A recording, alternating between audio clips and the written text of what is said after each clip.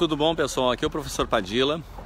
Eu estou passando mais uma vez aqui na trincheira aberta, praticamente 4 anos, na esquina das avenidas Cristóvão Colombo e Dom Pedro II, para mostrar para vocês o que é o absurdo. É o tipo de coisa que não se pode aceitar. Vejam que no trecho que vem da Cristóvão Colombo está praticamente pronto, faltam detalhes, tá? E na parte finaleira aqui, o final, tem até um morador de rua ali, tá? Falta o calçamento aqui, acabou de passar um carro batendo nesse buraqueira que tem aqui. Olha o tamanho do buraco de quem mora aqui, que é um inferno, né? Tá? E a tranqueira todo dia, obrigando o pessoal a desviar da Cristóvão Colombo, entrar na Marquês do Pombal para cruzar Dom Pedro II, quando isso aqui podia estar pronto há 4 anos, tá? Então, não existe condição de se aceitar um poder público que não faz o bem-estar do cidadão em primeiro lugar. É um inferno para todo mundo, para quem passa aqui, para quem vive aqui. Não existe possibilidade de se aceitar como razoável, tá? Não existe possibilidade de se aceitar como razoável isso. É uma obra aqui, ó, que se eu sozinho resolver cavocar isso aqui com uma pá, eu em alguns meses eu acabo com isso que está faltando aqui, tá? E se tiver o equipamento disponível, eu mesmo resolvo essa merda aqui que está parada há muito tempo. Desculpa, mas não dá para aguentar isso aqui, ó. Isso aqui está nesse estado aqui há anos parado, tá? Não tem desculpa para isso. Isso é absurdo, tá? A vida vai passando, 4 anos, tá? É quase 5%. Tá? Praticamente 5%, mais de 5% da expectativa de vida de uma pessoa. Então imagina quem mora aqui no entorno ou quem é obrigado a fazer esse trajeto, tá? Ser obrigado a suportar isso, viver no meio de uma obra inacabada. O que precisa para terminar? Precisa ter vergonha na cara, decência, tá? Não tem pretexto, desculpa que justifique uma coisa dessas. Isso aqui é um absurdo, tá bom? Então é esse tipo de coisa que nós precisamos acabar. Nós precisamos ter pessoas no poder público, tá? Em todas as suas esferas, tá? Que tenham a coragem de fazer o que for preciso pelo bem comum, de enfrentar os interesses que for, tá? E resolver as coisas. Para resolver os problemas, a gente só precisa, na verdade, de uma coisa, que é bom senso. Bom senso é a condição sine qua non para se resolver qualquer tipo de problema. E o que falta aqui é bom senso. Porque tem ação na justiça, que tem isso, tem aquilo. Então se tomem medidas jurídicas para resolver isso, né? E não simplesmente fazer uma terceirização, tá? Não simplesmente fazer uma terceirização de deixar na responsabilidade dos outros, tá?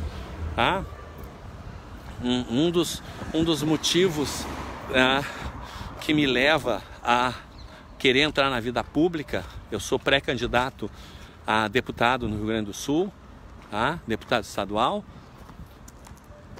porque eu quero mudar esse tipo de coisa. Eu quero produzir um trabalho dentro da atuação pública em que se resolvam isso, que se acabe esse tipo de situações, tá? Não vamos tolerar mais nenhum tipo de situação desumana, qualquer tipo de situação paradoxal, qualquer tipo de situação hipócrita, tá? A verdade acima de tudo, tá? A verdade antes da paz é o lema de Miguel de Unamuno, maior filósofo do existencialismo cristão, que na verdade é dentro da linha de perspectiva de São Tomás de Aquino, tá? De que nós só precisamos ter pessoas razoáveis e dispostas a sair da zona de conforto para resolver os problemas que existem na nossa sociedade. Nós temos tecnologia suficiente para dar conforto e bem-estar a toda a população do mundo. Toda. Conforto, bem-estar, segurança, saúde, etc. Mas o que existe? Existe uma política terrorista de saúde pública, fazendo com que as pessoas não tenham acesso a informações de qualidade sobre a sabedoria alimentar e ingiram coisas que não são alimentos, que não alimentam, tá? E pelo contrário, ainda vão causar prejuízo à saúde da pessoa, tá? Fazendo com que ela tenha má capacidade cognitiva, tá? Seja facilmente manipulada, porque o pensamento dela não funciona direito, ela não tem energia, tá? Ela não consegue enfrentar sequer as dificuldades e paradoxos do dia a dia que essa sociedade hipócrita e falso humanista fica impondo às pessoas, tá? É um absurdo a vida que se leva hoje em dia, com toda a tecnologia que nós temos, tá? Nós vivemos uma vida pior do que no tempo do Império, tá? No tempo do Império. É claro que faz bastante sentido se tu começa a estudar realmente a história. Vejam, ontem foi o quê? 6 de agosto. Você sabe o que significa o dia 6 de agosto para nós brasileiros, ou o que deveria significar? Tá? Pergunte para o seu professor de história, ou para o professor de história do seu filho, do seu neto, do seu sobrinho, do seu afilhado. Vamos ver se ele sabe lhe dizer o que é 6 de agosto. Tá? Se ele for, o que é muito raro hoje em dia em professores de história, mas se ele for católico, talvez ele fale dos santos desse dia. Se ele for aficionado em mundo, talvez lembre que foi no dia 6 de agosto que se explodiu a primeira bomba nuclear em Hiroshima, em 1945. Ou se for aficionado da história americana, vai lembrar de Simão Bolívar, tá? Simão Bolívar, que foi o libertador, né? Que no dia 6 de agosto ele entra e é aclamado, né, como libertador, e 12 anos depois ele escolhe essa data mesma, 6 de agosto, para desencadear a independência do país que levaria o seu nome, tá? Pois bem, dia 6 de agosto foi o dia que um gaúcho de São Gabriel, que o pai morreu aos 12 anos e ele começou a trabalhar para sustentar a sua mãe, e sustentar a sua família, que eram 6, ele tinha 6 irmãos menores e ele sustentava todos eles, tá? Ele sustentava todos os seus irmãos menores e a mãe aos 12 anos começando a trabalhar. Aos 16 ele entrou nas Forças Armadas, no Exército, subiu até o posto de sargento, entrou na escola preparatória, escola militar do Rio Grande do Sul, tá? E na escola militar do Rio Grande do Sul ele aprendeu muito, e depois ele chega e participa da Revolução, enfim, Maragatos Chimangos, tudo aquilo que a gente já sabe que aconteceu, e ele, desiludido com a vitória dos Chimangos, ele vai para o Rio de Janeiro, entre outros lugares que ele passou, mas ele no Rio de Janeiro ele se qualifica como agrimensor, e como agrimensor ele vai para o Acre, onde naquela época estava começando digamos assim, a corrida da borracha.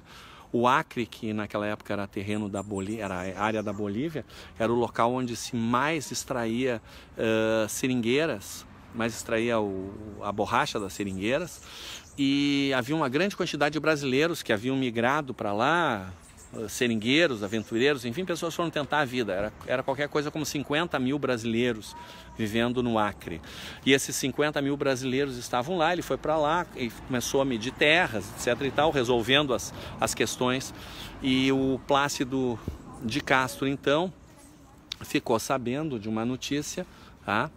O Plácido de Castro ficou sabendo de uma notícia que o governo da Bolívia havia arrendado para uma empresa anglo-americana, tá? Que era a fachada dos globalistas, tinha arrendado toda aquela área por um preço que eu nem me lembro mais quanto era, né? Isso foi em 1902, tá?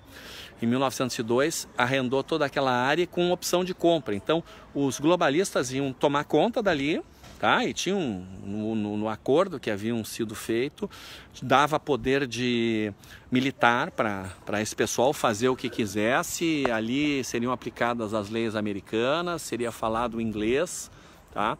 E seria o ponto de partida para eles tomarem conta de toda a Amazônia, né? Os globalistas teriam tomado conta de toda a Amazônia. E o que acontece então?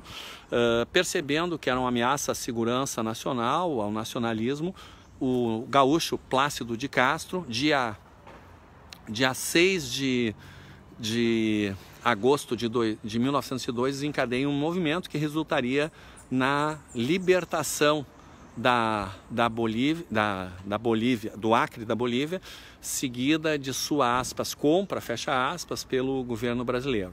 Tá? Na verdade, quem fez isso foi o gabrielense de São Gabriel, Plácido de Castro, cujo pai também era militar, era capitão do exército. Tá? Ele estava lá na Bolívia quando ele soube dessa notícia que os globalistas iam tomar conta, né? E ele era o único militar de carreira que tinha lá entre os 50 mil brasileiros. Ele conversou com o pessoal e ele fez toda uma preparação com eles, e aproveitando o dia 6, que é a data nacional da Bolívia, tá? Ele preparou o pessoal e ele liderou em direção ao quartel. Naquela época tinha 50 mil brasileiros lá e bolivianos tinha o pessoal do aquartelamento lá, que devia ser por volta de... Não chegava a 100 pessoas, e mais os seus familiares, enfim, tinha pouco boliviano morando lá, não havia, né? Mas era brasileiro. Até por causa do escoamento, né? Enfim, mas eles dia 6, data nacional, a data seria o 7 de setembro deles, é o 6 de agosto. E dia 6 de agosto ele chega no quartel de dia, liderando essa tropa de cerca de 100 pessoas que ele havia formado, e o comandante da guarnição boliviana, um oficial, chega para ele e diz: "Es muito temprano para a fiesta", né? A festa que seria ao final da tarde, né? O final da festa da libertação. E o Plácido de Castro responde: "No es fiesta, es la revolución". E aí desencadeou o movimento. O governo da Bolívia mandou 400 soldados do exército para retomar o local, e não conseguiram, porque o Plácido de Castro inaugurou, vamos dizer assim, a Guerra de Selva, que o Brasil, não sei se você sabe, o Brasil tem um dos exércitos mais respeitados, se não é o melhor do mundo, é um dos mais respeitados do mundo em guerra de selva. Tá? O Brasil não teria perdido a Guerra do Vietnã, né? Se estivesse lá, né? Enfim, mas ele conseguiu segurar a onda, veio também a Marinha, e ele segurou a onda, o governo brasileiro mandou tropas para lá e terminou se resolvendo essa situação. Então nós temos que acabar com a hipocrisia e o falso humanismo e conseguir fazer prevalecer